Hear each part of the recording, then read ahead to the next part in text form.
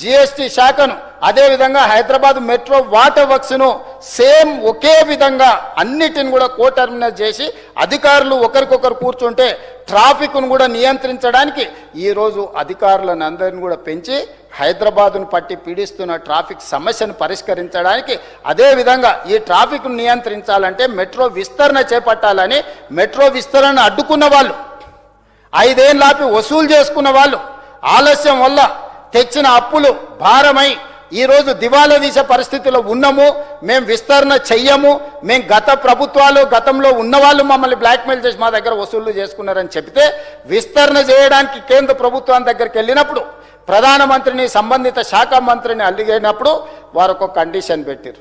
ఇప్పుడున్న ఎల్ఎన్టీ సంస్థ విస్తరణకు ఒప్పుకొని మీతోనే ఒప్పందం చేసుకుంటే విస్తరణకు మేము అనుమతిస్తాం. ఒకవేళ విస్తరణకు వాళ్ళు ఒప్పుకోకపోతే ఆ ఎల్ఎన్టీని మీరు చేపట్టండి, మీరు యజమానులుగా మారి విస్తరణకు మాతో ఎంఓయూ చేసుకుంటే మీకు అనుమతిస్తామని కేంద్ర ప్రభుత్వం స్పష్టంగా చెప్పింది అధ్యక్ష.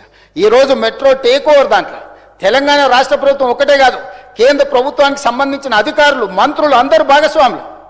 ఈరోజు 15,000 కోట్ల రూపాయలతోని 13,000 కోట్ల రూపాయలు బ్యాంకులో ఉన్న అప్పులు, 2,000 కోట్ల రూపాయల వల్ల నికర పెట్టుబడి, 25,000 కోట్ల రూపాయల విలువైన మెట్రో సంస్థను 15,000 కోట్ల రూపాయలకు 10,000 కోట్ల రూపాయల లాభంతో ఈరోజు మెట్రోని మన రాష్ట్ర ప్రభుత్వము స్వాధీనం చేసుకొని మెట్రో 2వ ఫేజు 76 కిలోమీటర్లు విస్తరించాలని ఈరోజు ప్రతి ప్రాంతానికి అంతర్జాతీయ ఎయిర్పోర్ట్ ఉంటే మెట్రో లైన్ లేదు.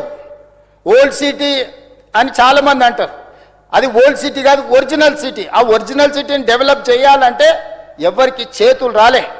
ఇవాళ గౌలిగూడలో ఆగిపోయిన మెట్రోను ఫలక్నామా నుంచి చంద్రాయన్గుట్ట నుంచి ఎయిర్పోర్ట్, ఈరోజు నాగోల్లో నుంచి మెట్రో నాగోల్ నుంచి ఎల్బీ నగర్ నుంచి ఓఎస్ఐ హాస్పిటల్ నుంచి చంద్రాయన్గుట్ట నుంచి రాజేంద్రనగర్ హైకోర్టు నుంచి శంషాబాద్ ఎయిర్పోర్ట్, ఈరోజు చందానగర్లో ఆగిపోయిన దాన్ని బిహెచ్ఎల్ నుంచి రామచంద్రపురం వరకు మెట్రో ఎక్స్పాన్షన్, హైటెక్ సిటీ దగ్గర నుంచి ఫైనాన్షియల్ డిస్ట్రిక్ట్ నుంచి నియోపోలిస్ వరకు ఎక్స్టెన్షన్, ఇట్లా ప్రతి ఏరియాను క్షుణ్ణంగా పరిశీలించి ఎల్బీ నగర్ నుంచి హయత్ నగర్ వరకు మా రంగాన్ని ఎప్పటి నుంచి వెంబడిపడుతున్నాడు, హయత్ నగర్ అవతలికి మెట్రో రావాలని.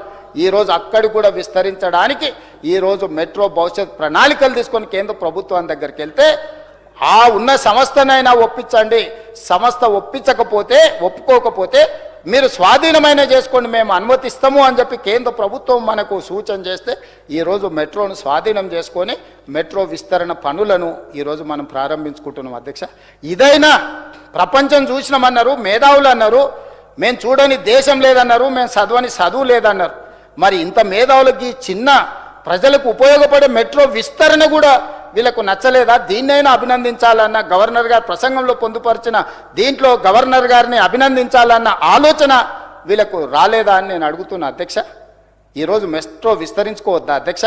ఒకనాడు ఢిల్లీ తర్వాత హైదరాబాద్ నగరం వీళ్ళు తెచ్చింది కాదు అధ్యక్ష మెట్రో. మీకు తెలుసు, జైపాల్ రెడ్డి గారు కీర్తిశేషులు మీ వికారాబాద్ని శాటిలైట్ సిటీ కింద, శాటిలైట్ టౌన్ కింద ఇవ్వడమే కాకుండా మెట్రోకి వైబుల్ గ్యాప్ ఫండ్ ఇచ్చాడు. ఆనాడు చంద్రబాబు నాయుడు గారు మొదలు పెడితే రాజశేఖర రెడ్డి గారు దీన్ని పూర్తి చేసి కాంట్రాక్ట్ ఇచ్చి పనులు మొదలు పెట్టించారు అధ్యక్ష. కానీ తెలంగాణ రాష్ట్రం వచ్చినాక 3 ఏళ్ళు వీళ్ళ స్వార్థం కోసం బలైపోయి ఆగిపోయిన మెట్రోను మళ్ళీ పూర్తి చేసుకోవాల్సిన పరిస్థితి వచ్చింది అధ్యక్ష. అట్లాంటి మెట్రో ఢిల్లీ మొదటి స్థానంలో ఉంటే హైదరాబాద్ నగరం 2వ స్థానంలో ఉండే, ఇవాళ 9వ స్థానానికి పడిపోయింది అధ్యక్ష. 10 ఏళ్ళు మెట్రోను విస్తరించాలి, ఎక్కడ పేద ప్రజలు ఉంటారో వాళ్లకు ఏర్పాటు చేయాలి ప్రయాణం కోసం అన్న ఆలోచన చేయలేకపోయినారు అధ్యక్ష. కానీ ఈనాడు ప్రభుత్వం చేస్తుంటే చూసి ఓర్వలేకపోతున్నారు అధ్యక్ష. ఇదెక్కడి న్యాయం అధ్యక్ష? ఇది రాచరికం వారసత్వంతో రాదు అధ్యక్ష.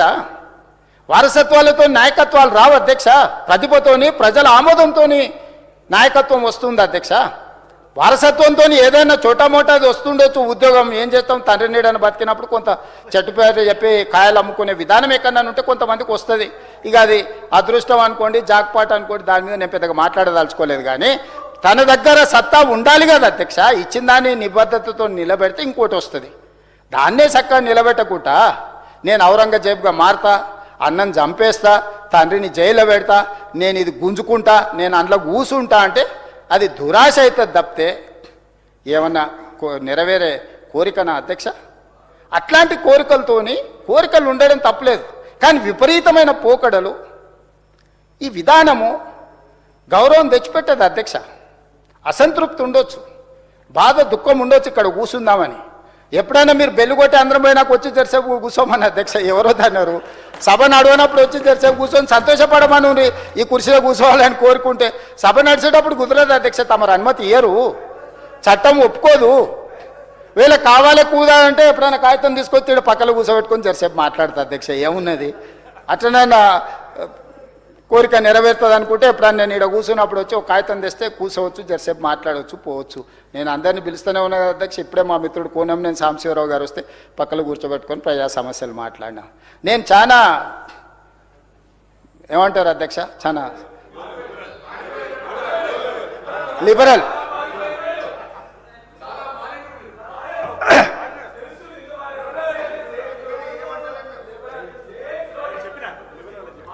సో ఆనాడు అభివృద్ధి కోసము ప్రణాళికలు సిద్ధం చేసి హైటెక్ సిటీ అయినా, ఔటర్ రింగ్ రోడ్ అయినా, అంతర్జాతీయ ఎయిర్పోర్ట్ అయినా, అద్భుతమైన కట్టడాలు, ప్రపంచ దేశాల నుంచి పెట్టుబడులు తెచ్చి ఈ నగరానికి ఒక గుర్తింపు, గౌరవం తెచ్చింది అధ్యక్ష. వీళ్ళు పాల్పడ్డ నిర్వాహకం ఏముంది అధ్యక్ష?